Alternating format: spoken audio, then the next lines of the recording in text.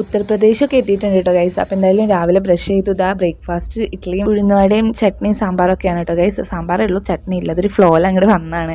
Kerala express ആയതുകൊണ്ടാണോ ഇനിയിപ്പോൾ ഇഡ്ഡലി ഉഴുന്നുവടയൊക്കെ, എനിക്ക് അതൊക്കെ ഇരുന്നു കേട്ടോ ഡൗട്ട്. എന്തായാലും സംഭവം നല്ല ടേസ്റ്റ് ഉണ്ടായിരുന്നു, കഴിച്ചു.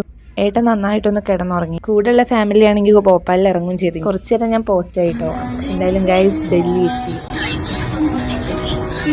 ബാഗും കാര്യങ്ങളൊക്കെ ഇനി ഏൽപ്പിച്ചിട്ട് ഏട്ടൻ മുടി വെട്ടാൻ പോയിട്ടോ. നോർത്തിലേക്ക് ഇങ്ങോട്ട് വരുമ്പോൾ നല്ല ലാഭമാണ് കേട്ടോ മുടി വെട്ടാനൊക്കെ. 50 രൂപ ഉള്ളൂ. മുടിയും താഴെയൊക്കെ വെട്ടി സംഭവം സെറ്റാക്കി കൊടുക്കും. ഡൽഹി വിസിറ്റ് ചെയ്യാൻ വരുന്നവർക്ക് എന്തായാലും റെയിൽവേ സ്റ്റേഷനിൽ വന്നാൽ തന്നെ പകുതി മുക്കാലും കാണാം. ഫുള്ള് ചുമരിലുണ്ട് കേട്ടോ. എനിക്കിതൊക്കെ നടന്ന് കാണുന്നുണ്ട്, പക്ഷേ എൻ്റെ ബാഗ് ആരെങ്കിലും കൊണ്ടുപോയാലോ വെച്ചിട്ടാണ് ഞാൻ ഇവിടെ തന്നെ ഇരിക്കുക. ഞാൻ ഇവിടെ രണ്ടാമത്തെ തവണ കേട്ടോ ഞാൻ ഇരിക്കുന്നത്. എനിക്കിപ്പോൾ എല്ലാം അറിയാമെന്നുള്ള ഭാവത്തിലാണ് എൻ്റെ ഇരിപ്പ്. ഏട്ടനെ നോക്കിയിരുന്ന് ലാസ്റ്റ് ഏട്ടൻ വരുന്ന എടുക്കാൻ പറ്റിയില്ല കേട്ടോ. ഏട്ടൻ he's back to his army cut ഒക്കെ എടുക്കണമെന്നുണ്ടായിരുന്നു. എന്തായാലും അതൊന്നും കിട്ടിയില്ല. ഇനിയിപ്പോൾ നേരെ ഫുഡ് കഴിക്കാൻ വന്നു കേട്ടോ. ഫുഡ് കഴിക്കാൻ വന്നപ്പോൾ ഏട്ടനെ ചെറുതായിട്ട് കിട്ടി ഗൈസ്. അപ്പോൾ എന്തായാലും ഇനി ഫുഡ് കഴിക്കാൻ കേട്ടോ. ഞാൻ ഊണാണ് പറഞ്ഞത്, കാരണം അതിന് മുന്നേ വന്നപ്പോൾ വലിയ കാര്യത്തിൽ ബിരിയാണിയൊക്കെ വാങ്ങിയിട്ട് എനിക്ക് 5 പൈസയ്ക്ക് ഇഷ്ടമുണ്ടായില്ല. അപ്പോൾ എന്തായാലും ഇത്തവണ നല്ലൊരു ഊണൊക്കെ കഴിച്ചതാണ്. തിരിച്ച് ഞങ്ങൾ പഞ്ചാബിലേക്ക് പോവുകയാണ് ഗൈസ്. Bye bye. ഇനിയപ്പോൾ പഞ്ചാബത്തെ വിശേഷങ്ങളാവട്ടോ. ക്ലോക്ക് റൂമിലായിരുന്നു സാധനങ്ങളൊക്കെ എടുത്ത് ആ ട്രെയിനിൽ കയറി. ഇനിയിപ്പോൾ നേരം 10 മണിയാകുമ്പോൾ ഞങ്ങൾ പഞ്ചാബിലെത്തും.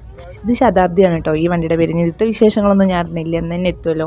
അപ്പോൾ ഗൈസ് കുറേ സെയിൽ ചെയ്ത് തുടങ്ങിയിട്ട് ഇനി അടുത്ത കാലത്തൊന്നും ട്രെയിൻ ജേണി ആയിട്ട് വരില്ല കേട്ടോ, കാരണം ഈ വർഷത്തെ ലീവ് മുഴുവൻ കഴിഞ്ഞു. അപ്പോൾ എന്തായാലും പുതിയ വിശേഷങ്ങളായിട്ട് വീണ്ടും കാണാം. ബൈ.